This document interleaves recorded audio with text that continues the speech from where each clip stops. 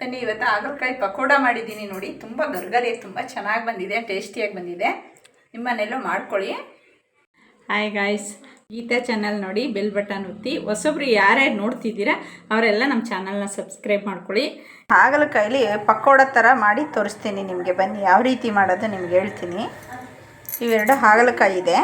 ಇವಾಗ ಬಿಸಿನೀರು ಕಾಯಿಸ್ಬಿಟ್ಟು ಅದರೊಳಗಡೆ ಹುಣಸೆ ಹುಳಿ ಹಾಕಿದ್ದೀನಿ. ಮತ್ತು ಇಷ್ಟು ಈ ಪಟ್ಟಿ ಬೆಲ್ಲ ಹಾಕ್ತೀನಿ ಇದರೊಳಗಡೆಗೆ. ಮತ್ತು ಇವಾಗ ಹಾಗಲಕಾಯಿ ನೋಡಿ ಈ ಥರ ಕಟ್ ಮಾಡಿ ಇಟ್ಕೊಂಡಿದ್ದೀನಿ. ಇವಾಗ ಇದರ ಬಿಸಿನೀರೊಳಗಡೆ ಹಾಕಿಡ್ತೀನಿ. ಇದು ಒಂದು 1 ಅವರ್ ಉನಿಲಿ. ಇದು ಕಹಿ ಅಂಶ ಎಲ್ಲ ಹೋಗುತ್ತೆ ಇದು. ಹಾಗಾಗಿ ಸ್ವಲ್ಪ ಹೊತ್ತು ನೆನೆಸಿಟ್ಟಿರ್ತೀನಿ. ಹಾಗಲಕಾಯಿ ಪಕೋಡಕ್ಕೆ ಯಾವ್ಯಾವ ಐಟಮ್ ಬೇಕು ಹೇಳ್ತೀನಿ. ಇದನ್ನ 1.5 ಸ್ಪೂನ್ ಹಾಕೊಳ್ಳೋಣ. ಕಾರ್ನ್ಫ್ಲೋರು, ಕಡಲೆ ಹಿಟ್ಟು, ಈಗ ಅಕ್ಕಿ ಹಿಟ್ಟು 1 ಸ್ಪೂನು, 1.5 ಸ್ಪೂನ್ ಅಕ್ಕಿ ಹಿಟ್ಟು ಹಾಕೊಳ್ಳೋಣ. 1 ಸ್ಪೂನ್ ಅಕ್ಕಿ ಹಿಟ್ಟು, 3/4 ಸ್ಪೂನ್ ಅಚ್ಕಾರದ ಪೌಡ್ರು. ನೋಡಿ ಈ ಥರ ಪಿಂಕ್ ಸಾಲ್ಟ್ ಹಾಕ್ತಾಯಿದ್ದೀನಿ. ತುಂಬ ಟೇಸ್ಟಿ ಕೊಡ್ತದೆ ಇದು.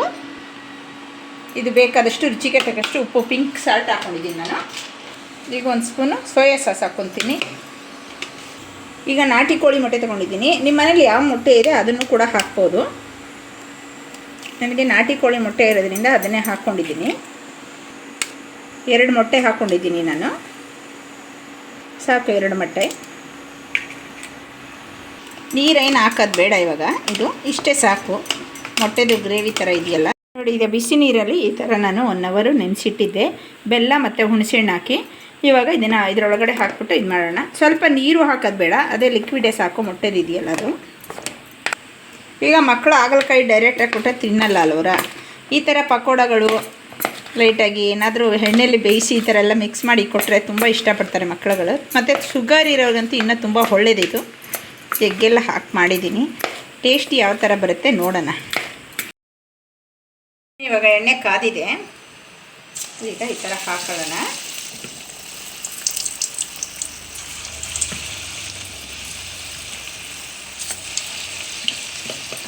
ಹಾಗಲಕಾಯಿ ಎಲ್ಲರಿಗೂ ಒಳ್ಳೆಯದು ಹೆಲ್ತಿಗೆ. ಹಾಗಾಗಿ ನೀವು ಮಾಡಿ ಮನೇಲಿ, ತುಂಬ ಚೆನ್ನಾಗಿರುತ್ತೆ. ಕಹಿ ಅಂಶ ಎಲ್ಲ ಬೆಲ್ಲ ಮತ್ತು ಹುಣಸೆ ಹುಳಿ ಹಾಕಿ ತೆಗೆದಿದ್ದೀವಿ.